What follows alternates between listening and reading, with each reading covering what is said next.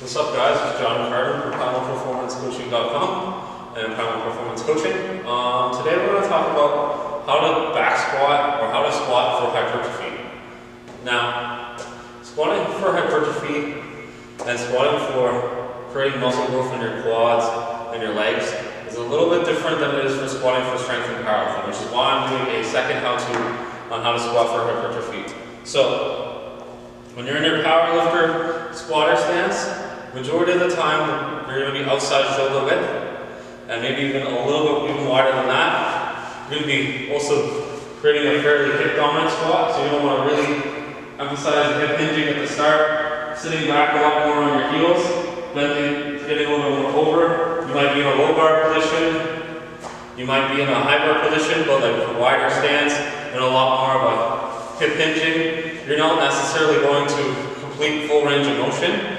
In my opinion, complete full range of motion requires a fair bit of forward knee bend in the squat.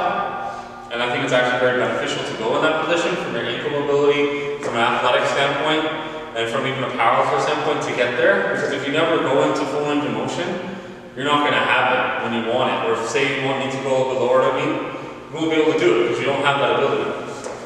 Powerlifter squatting, we go to parallel and a little bit lower. So up here, maybe a little bit lower and a little dip, but we're not getting ass to grass.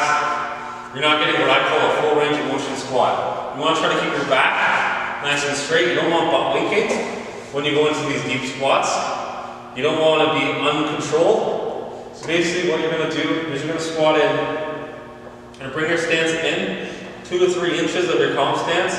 And let you squat narrow for competition in powerlifting, but it's very rare that people do squat as narrow as they can with feet pointing straight. So what I recommend is getting a fair bit more narrow, at least shoulder width, maybe inside shoulder width, feet pointed straight or just a little bit tucked outside, kind of the way you would front squat. You get that nice narrow stance. And the other thing you want to do is you want to go into a high bar position, so you get nice and upright, so you can really load up into those quads, kind of the way a liquid lifter would squat. Same thing for setup though, you want to have that nice tight upper back, as always, so carry that from powerlifting over to this, and you're going to do very well with getting a lot of reps in. So you're going to get in your high bar position, start under the bar, brace, get that rib cage down, pull it down on the bar, elbows a little forward, take your steps out, keeping that core tight. Right now I'm in my powerlifter squat stance, so I'm going to bring my feet in nicely, pushing my knees out. I point my toes a little bit, because I can't quite squat the way I want to like this. Chest up, squatting down, coming down as low as you can, nice and tight, coming up. Getting through that full range of motion, getting a lot of forward knee travel, getting a good knee bend squat. Get a little bit wider for me because I was inside my shoulder width there. Here's like just on shoulder width. As you can see, it's a little bit easier for me.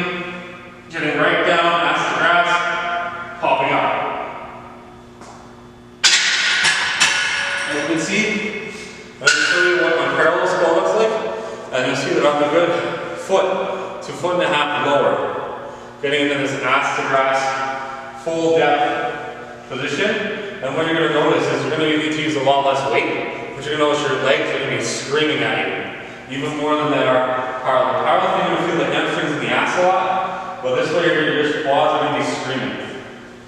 And then this will be my parallel squat, my powerlifter stance.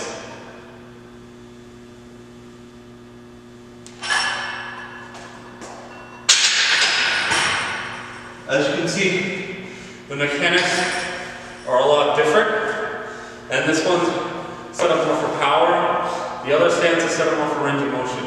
So always remember, yes, the exercise is important, but then the second layer to it is how you perform the exercise. What response are you trying to elicit? What would you like to focus on? And then you have to create the variables that do that. So there's layers to this